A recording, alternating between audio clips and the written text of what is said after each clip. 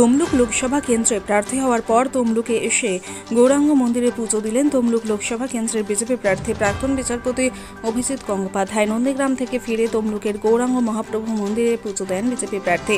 পরে মেচেদা ইস্কন মন্দিরে পুজো দেন। এদিন তিনি বলেন, প্রচারে কোনো ব্যক্তিগত আক্রমণে না গিয়ে সুস্থ পরিবেশে ভোট হোক, ইস্যু একটাই, সবকো সাথ সবকো বিকাশ। পূর্ব মেদিনীপুরের তমলুক থেকে দেবপ্রসাদ মল্লিকের রিপোর্ট, বাংলা এমজি নিউজ। অসম্ভব ভালো অনুভূতি, কারণ এখানে সব মানুষ, সব কর্মী আমাকে যেভাবে বুকে টেনে নিয়েছেন আপনার নিজেদের লোক মনে করে, তাতে আমি অভিভূত এবং আমি তমলুকের মতো একটা ঐতিহ্যময় জায়গায় প্রার্থী হতে পেরে আমি অত্যন্ত গর্বিত। তমলুকের দীর্ঘ ইতিহাস, সেই ইতিহাসের কথা একদিন আপনাদের সঙ্গে আলোচনা করা যাবে, এক্ষুনি তার পরিসর নেই। কিন্তু তমলুকের দিকে তাকালে বোঝা যায় যে তমলুক কত কালচার একটা জায়গা।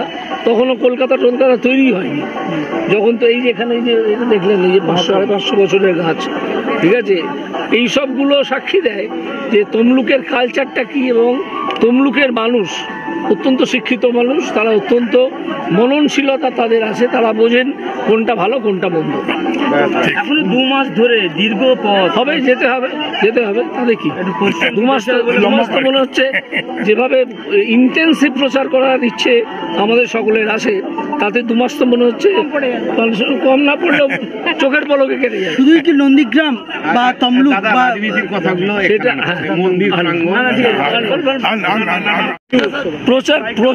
প্রচারে তো পরিশ্রম আসি, কিন্তু আমি প্রতিপক্ষদের সম্বন্ধে কোনো বক্তব্যই রাখতে চাই না, তাদেরকে কোনো রকম ব্যক্তিগত আক্রমণ করতে চাই না। আমি চাই যে একটা মান বজায় থাক প্রচারে, এবং সেইভাবেই আমরা সবাই গণতন্ত্রের এই যে উৎসব সেখানে অংশগ্রহণ করি এবং একটা ভদ্রতা সভ্যতা বজায় রেখে। কিছু কি হবে এক কথায় যদি বলতে হয় তাহলে সবকো সাথ সবকা বিকাশ।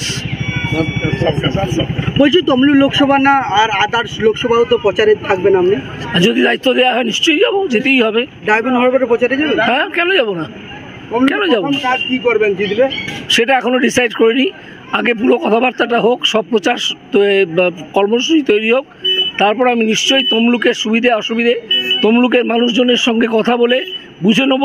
তারপরে একটা সকলের সম্মতি নিয়ে, যারা রাজনীতি করছেন সকলের সম্মতি নিয়ে একটা কমন পরিকল্পনা তৈরি করা হবে, যাতে মানুষের আরও সুবিধে, যেটুকু সুবিধে আছে সেটাকে আরও বাড়িয়ে দেওয়া যায়। রাজনীতি যেভাবে কটু কথা চলছে, এটা কি বাঞ্ছনীয় নয়? একেবারেই বাঞ্ছনীয় নয়, কটু কথা বাঞ্ছনীয়ই নয়। রাজনীতিতে অসভ্যতা চলে না, এটা একটা গণতন্ত্র। এখানে ভদ্রভাবে কথাবার্তা বলতে হবে সকলকে, সে যে তার যেরকম শিক্ষা দীক্ষা আপব্রিঙ্গিং যেরকমই হোক না কেন, তাকে শিখে নিতে হবে। যেখানে দিলীপ ঘোষ আজকে মুখ্যমন্ত্রী সম্পর্কে কিছু কথা শোনা গেল, না কি বলেছেন আমি এখনো শুনিনি, সুতরাং সে না শুনে আমি কোনো মন্তব্য মন্দিরে। এবং আপনারা যেভাবে উৎসাহ দেখিয়ে সকলে মিলে ঈশ্বরের স্থানে এসছেন এবং সেখানে আমিও এসেছি, আপনার সঙ্গে এখানে দেখা হলো, এটাতে আমি আমার অত্যন্ত ভালো লাগছে এবং আমি অভিভূত। আপনারা সকলে ভালো থাকুন।